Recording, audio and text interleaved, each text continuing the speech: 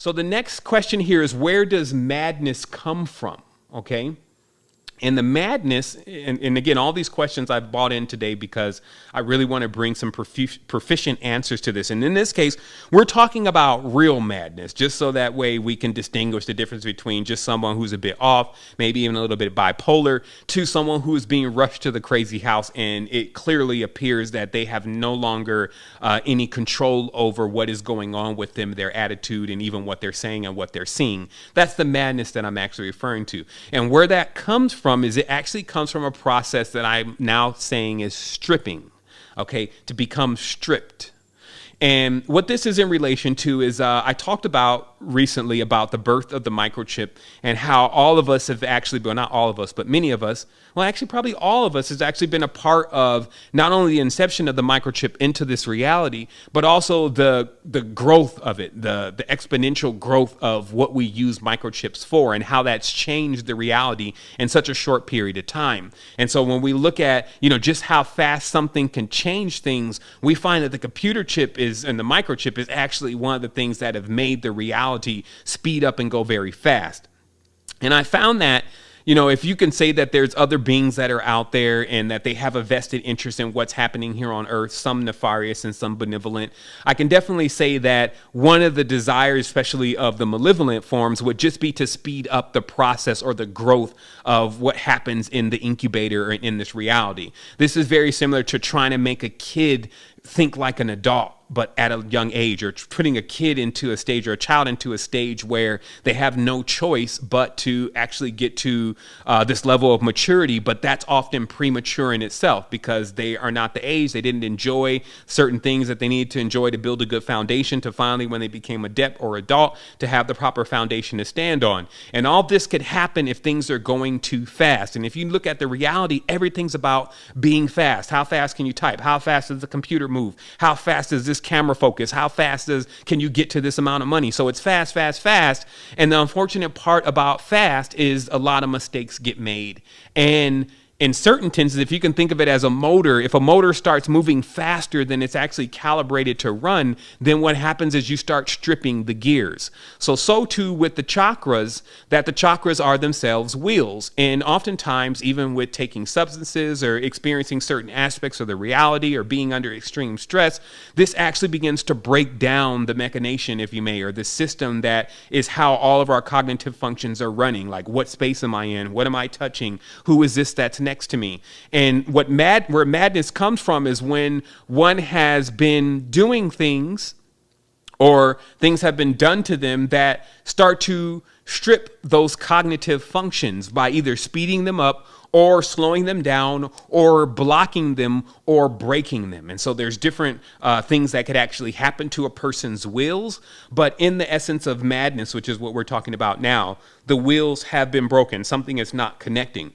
So oftentimes in that person's consciousness, they're seeing an entirely different space. So just like I told you that the configuration for this realm is 1, 2, 9, 5, 3, 6, 8.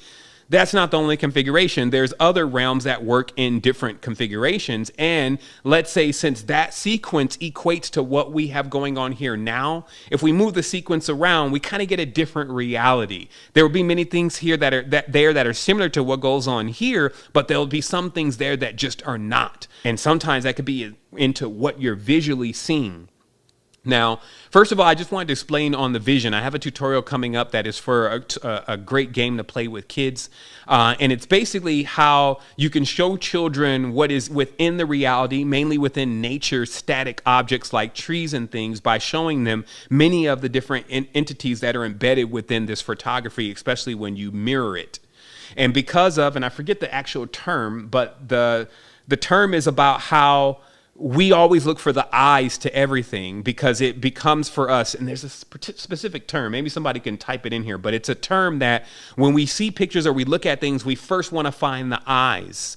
And they try to write that off as like just a condition of being human, but the truth is, because we know the eyes are the gateways to the soul, we always try to find the eyes or the gateways to the soul.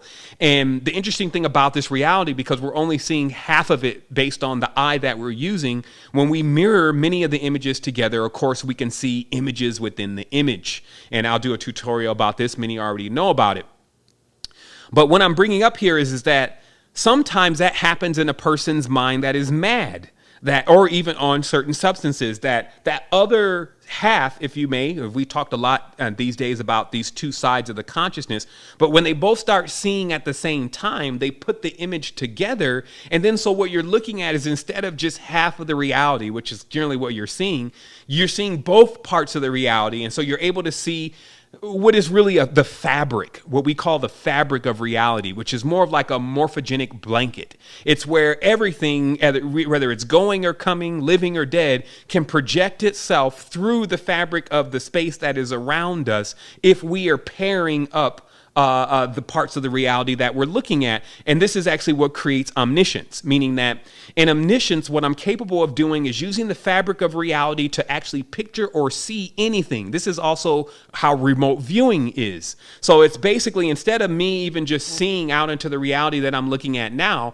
my mind can actually begin to change what I'm seeing based on whatever I want to peer into. And if I'm using the paired aspect of my consciousness, meaning that both hemispheres of the brain are activated, now I see a lot of things. And this could get out of control and drive someone mad, because obviously if you start just seeing whatever it is that you're thinking, and then your mind is distorted or corrupt or missing a few links, then you only start seeing terrible things around you.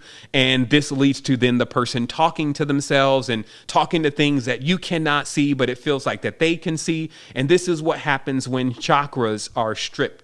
And this is what is the onset of madness. And this is also why many occultists, especially in the past, have always exclaimed that it was something that you had to be aware of, especially when dealing with spirits, because if other spirits that are larger than your form or actually are at a higher degree, that's why degrees is really the measurement for intelligence. Knowledge is based on degrees, doctorate degrees, etc., and also temperature, 5 degrees, 10 degrees, etc. That if something that you were connecting with has a non-compatible degree, then what could happen is that your consciousness can be stripped. So many of the occultists in the past, especially those practicing the distorted knowledge, or at least thinking they were practicing the distorted knowledge, when the energy actually came upon them, it was too much for them, and then it kind of stripped their wills, and then now they're actually seeing from the perspective of more or less a consciousness that is broken, that is not actually functioning properly. So